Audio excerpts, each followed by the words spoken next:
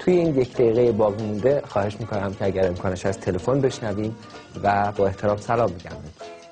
سلام عرض میکنم خدمت برنامه زلال احکام. ببخشید میخواستم بپرسم که ببینم آهنگ‌های مجاز گوش دادنشون گناه هست یا نیست؟ خیلی ممنون. خدا نگهدارتون باشید. زیاد زمان نداریم، بفرمایید. در رابطه با این سوالی که کردید سوال خیلی خوبیه. این روزها اصلی ترین مشکل مملکت ما هم همینه. آب و نون و آسایش و این حرفا که مهم نیست. چیزی که مهمه همین آهنگیه که شما فرمودید. در این رابطه من یه سری تحقیقات هم کردم که آخرش رسیدم به مقولات فیزیک و شیمی.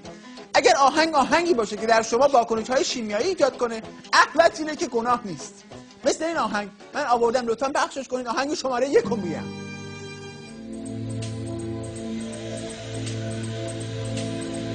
همونطور که میبینید این آهنگ فقط به درد مقام عظما میخوره که پشت دیوارهای سنگی گیر کرده.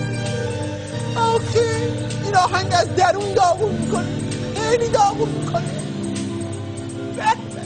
حالا اگه میشه آهنگ دوم پخش کنید که من بهتون بگم، در حین پخشش میگم بهتون. بله، تو این آهنگ فیزیک و شیمی قاطی میشه به این صورت: حرکت دست داشته شما 12 سانت راست، 12 سانت چپ، زاویه گردن ماکسیموم 10 درجه راست، 10 درجه چپ. دقت کنید که تکون نخوره کمرتون ها، وگرنه هم خودتون حروم میشید هم آهنگ. یا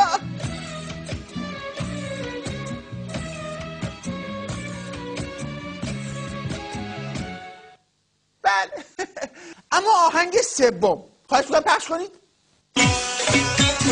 سر این آهنگ حرفی برای گفتن نمیمونه. صدا رو بکن، تصویر رو بچرخ.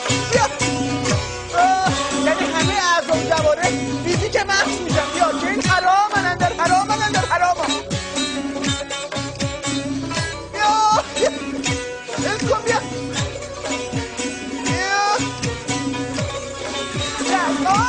بیا. آها تموم شد. البته انسان جایز الخطاست دیگه.